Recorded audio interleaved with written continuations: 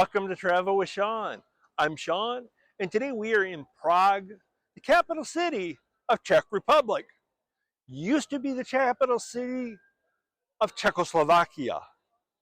Many years ago, centuries ago, it was the capital city of a country called Bohemia. Prague began in the 9th century outside a royal castle on the Vltava River. In the 12th century, Prague became the capital of the newly founded Kingdom of Bohemia. In the 14th century, the Holy Roman Emperor Charles IV made Prague his capital city. After World War I, the Czechoslovak Republic was formed, with Prague as its capital city. Communism began here in 1948, and after it ended in 1989, the Czechs and the Slovaks agreed to separate, to become independent countries, and Prague remained the capital of the Czech Republic. We're now entering Old Town Square, and the church we see ahead of us is called the Church of Our Lady before Tin. Construction on the church began in about 1356. Its name, before Tin, means at Tin, which was the name of the merchant courtyard, likely what is now called the Old Town Square. Even closer is the Marian column, which is a column with a statue of the Virgin Mary on top. It was erected in 1650 to celebrate the victory of the Holy Roman Empire in the 30 Years' War, which was a war between the ruling Habsburg dynasty and its opponents. It was also a war between Protestants and Catholics. The column was demolished in 1918 to celebrate independence from the Habsburg dynasty, but was rebuilt in 2020 because of the historical significance of that original monument. The Old Town Square was established in the 12th century. It was the town center and the market square. It was here that the Protestant Reformation in Prague began more than 100 years before it did in Germany or England. In fact, it was in 1422 that one of the key leaders of the Protestant movement was executed here to enforce Roman Catholicism. In 1619, the Bohemian Revolt took place here, when wealthy Protestants threw Catholic representatives of the Habsburg dynasty out the window of the town hall, now called the Old Town Hall, because they blamed these government representatives for them losing their lands. The Jan Hus monument remembers an early 15th century priest in Prague whose preaching started a Protestant Reformation attempt here more than 100 years before it started in Germany. The monument was erected in 1915 on the 500th anniversary of his death. The Old Town Hall began as the home of a wealthy family. In 1338, the Prague Town Council bought it. The tower was completed 30 years later. As they needed more space, they bought and merged neighboring houses. The astronomical clock attached to the Old Town Hall tower was built and installed in 1410, making it the third oldest in the world, and the oldest one still in operation. The calendar dial has medallions that represent the months of the year, while the astronomical dial above it represents the position of the sun and the moon in the sky over Prague. At the top of every hour, the figure of a skeleton rings the bell, and figures of the apostles appear in the two little windows at the top. As I said, this show happens at the top of every hour, and there's always a crowd during the daytime. You can see the crowd forming now. Let's get in position to watch the show.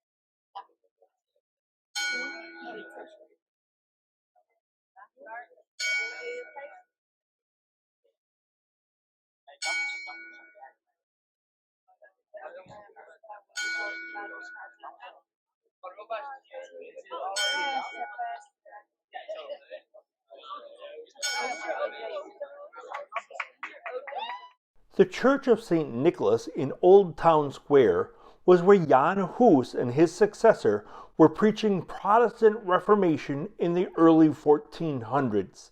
It's the elder of the two churches in Prague that bear this name. It was rebuilt in the 1730s and has been a Czechoslovak Hussite church since splitting from the Roman Catholic Church in 1920. Now we're in Wenceslas Square. This square is named after King Wenceslas, the former king of Bohemia, who was later saint, the patron saint of Prague. But originally, when this square was created in 1348, it was called Horse Square. It was the center of New Town, which was built after Old Town was. And now it's a public plaza. Behind me is the National Museum, and in the other direction in front of me takes us to Old Town. As you can see, it's now a public plaza with various shops and offices. It's a place where people go to do business or relax or meet up with others. At the founding of Czechoslovakia in 1918, the Czechoslovak Declaration of Independence was read to the public here, probably in front of the National Museum, which was built on Wenceslas Square at the end of the 19th century.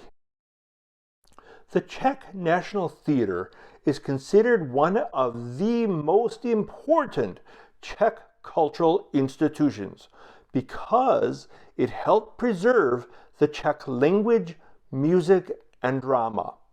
The opera, the ballet, and the theatrical troupe rotate performances between here and 3 other locations. From there, it's not even a 10-minute walk to the Old Town Bridge Tower. Construction began on the tower in 1357. It was built for 2 purposes.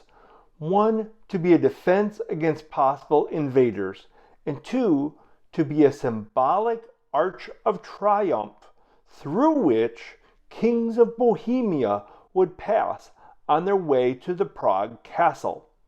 Near the top of the tower are statues of King Charles IV at different ages, along with the coats of arms of the Holy Roman Empire and the Kingdom of Bohemia.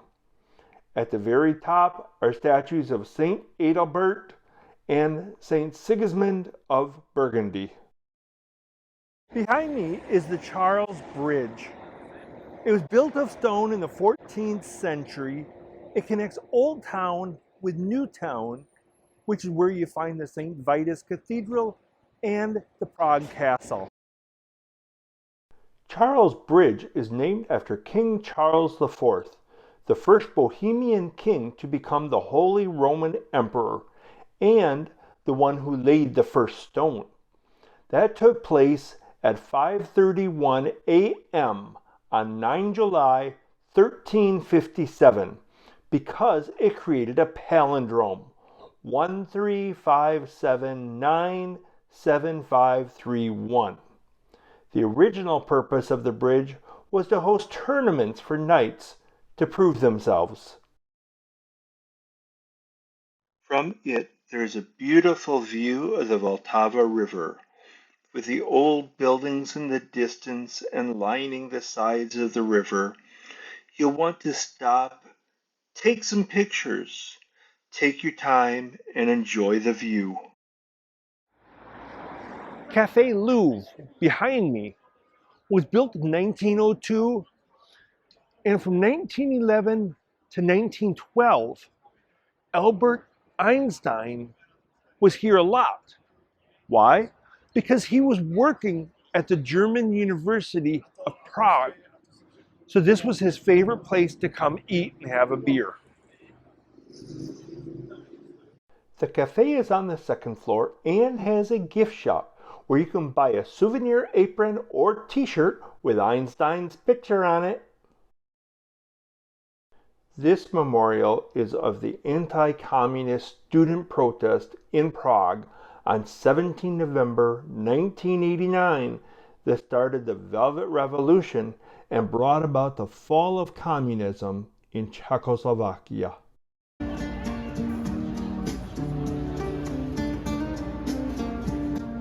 In the late afternoon and through the evening, people in Prague like to gather by the Vltava River, have a beer, relax, enjoy the beautiful scenery while listening to the music of local entertainers.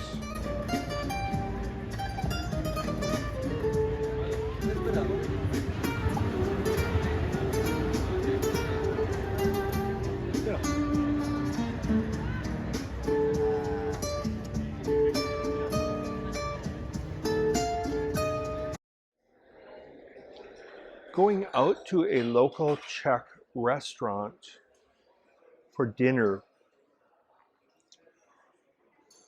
Ordered an appetizer, sliced Czech ham with horseradish.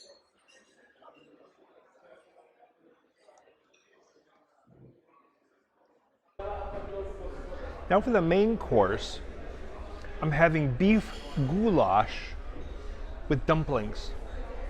It seems here what they call dumplings is essentially bread. Last night I had potato dumplings and it was crustless potato bread. And for dessert, I've got some cheesecake with some fruit sauce. This special pastry is called wood cake. We've noticed that it seems pretty popular throughout the Czech Republic. It's pretty common sight to see pastry chefs cooking it, whether in a shop or in a marketplace. It's cooked over charcoal and coated with sugar. This particular shop seems to always have a line of customers. It can be served with ice cream, making it an especially tasty ice cream cone, or you can eat it all by itself.